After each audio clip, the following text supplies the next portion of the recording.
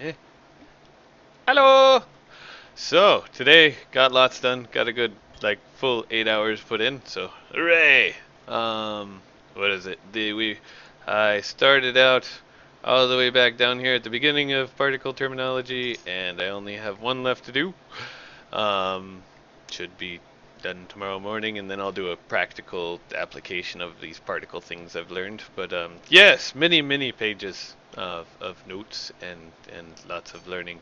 My brain is kind of full, and I'm stuffed full of coffee. Um, anyways, so the particles yesterday, this was just a little poopy pile of poof. But today, it's now, ooh, it's got lights and it bounces and it's very tinkly. So if I click on it, well, this one is the sprites. So if I click on here's the particle system called, I had it earlier. Anyways, this is the thing. Oh, cascades. This is the thing you do particles in. And so you set up like their lifetime and their initial size and initial velocity and color over. So this one has like, it starts out as red at the beginning. I think I can load this down here.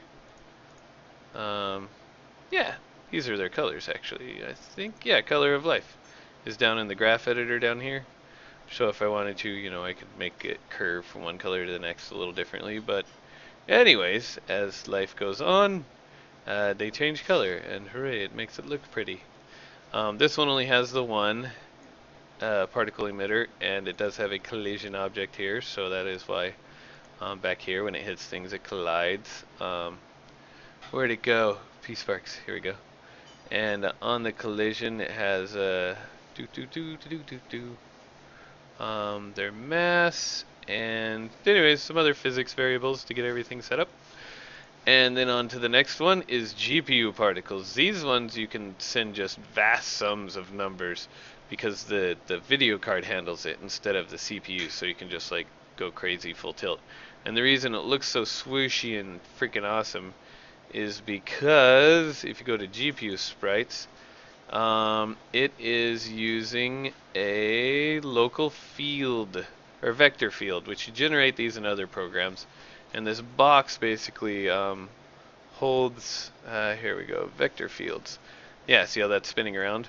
These little red tick marks in there are holding vectors of saying when the particle passes through here, get pushed in that direction. And so as this thing spins around, the particles are getting pulled and pushed in different directions.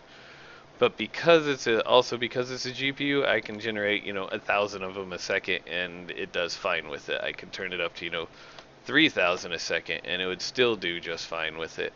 So I noticed at certain numbers you start to get a kind of stepping. Yeah, see how we just have like gobs of them now that just all over the place. I know. Yeah, see right there, you get this stepping kind of when you get to a certain right there. Yeah, certain amount of them. Then that's just because of where'd we go? On tick. Each time this game cycles on each tick, it can only get so many out. So keeping it down around 1,000 makes it behave a little better. But anyways, that one just glows and follows stuff, and it's just basic streamy type particles.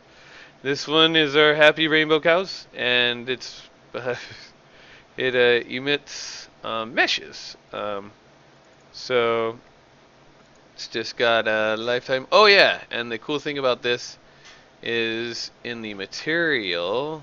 So under required is where the material is listed. If I double click on that, I can get to the material. And up here, um, up here is where we actually can plug in a particle color, which we're actually driving. Let me turn this one off.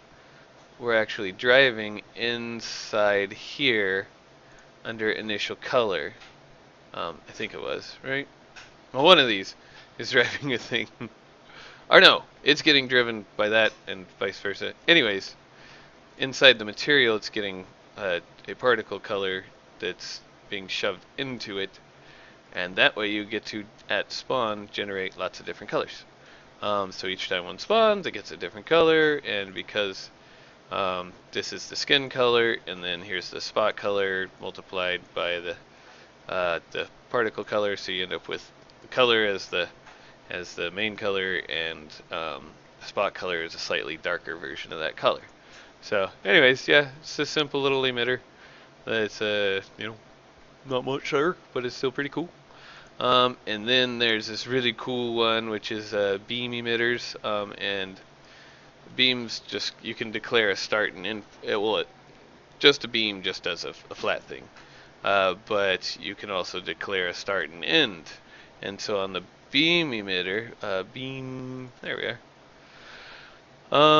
Source. Yeah, you had a source, so the source is over here or over here, I don't know which one. And then the target is the other one, and so that just declares their start and end. And normally the beam would look just like that, it's a start and an end. But then we add in the noise, and we get the spur, so you end up with electricity. Ooh. And yeah, but normally the material for it. This will help it make more sense. Once I load it up, there we are. It simply looks like, once it loads in, hopefully, there it goes. Alright, so see, it's all the material here over on the left. It's just a flat, a little gradient that's transparent through a few little multiplies and whatnot. But anyways, that guy makes that beam, and then you can add some noise to it, make it multiply itself, or make it do many copies, and then you end up with electricity.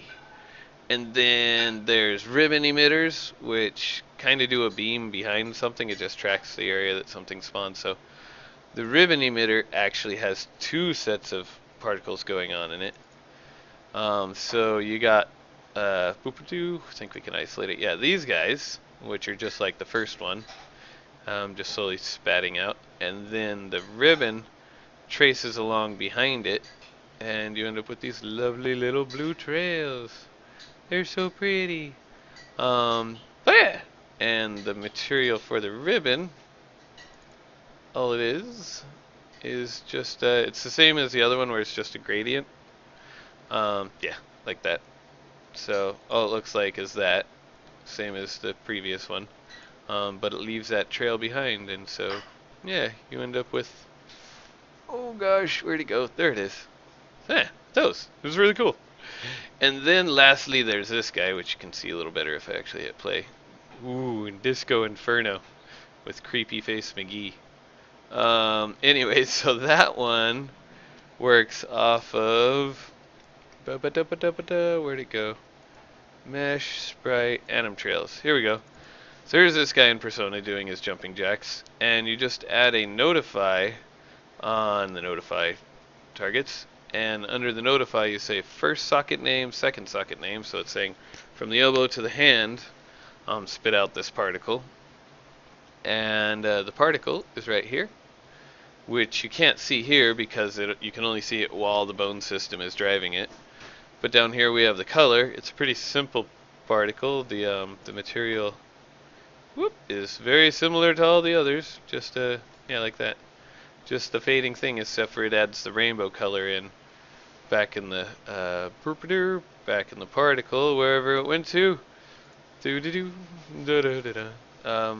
Right here, yeah, down in the color over life.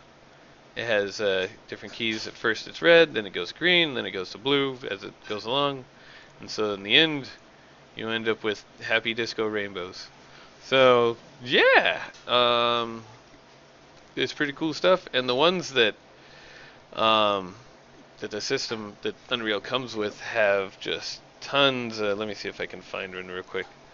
Tons of different layers to them. So like, oh, what's it? The Steam. Nope, of course it's not going to come up. Oh, right. That's why I have this other window. This one right here. Yeah, so this guy actually interacts with lights, which is really cool. But each of these, like the explosion one, for example, has, a shockwave, and then it has the fire, and then it has the sparks, and just these little poof of sparks, and then the firelight, which is just a little blink of light, and then the smoke, which is a little poof. smoke. So that's how particle systems are made. Just add in a little more, a little more, a little more, until it makes something really cool. And ones like the fire, it actually has a heat distortion so that anything around it gets distorted, but also it has it so if it's near any other kind of geometry, if it will let me select it and move it, it actually fades out as it gets closer to other geometry, which is really, really useful, because if it doesn't fade out, then you end up with big fire pictures just kind of mushing up against the side. I wonder if I can sparks, distortion, smoke, flames. Well, anyways, and there's one setting that tells it so it gets close. When it gets close, it disappears. It's called depth fading. Yes. So as it gets close to something, the depth closes and yeah, disappears. But anyways, Daddy's all for the day. Hey, hello, hello. Yeah. But yeah, that's it for today. Got in plenty of hours and yeah, still kind of twacked off of coffee. But hope everybody had a shiny, wonderful Saturday. Tomorrow is Father's Day. Don't forget to call them. So yes, enjoy. Peace out. Love and peace. Yeah, have fun. Oh yeah, if anybody has any suggestions for other particle tutorials I should do let me know. Or if you have any questions or anything, let me know that too. So yeah, enjoy the evening.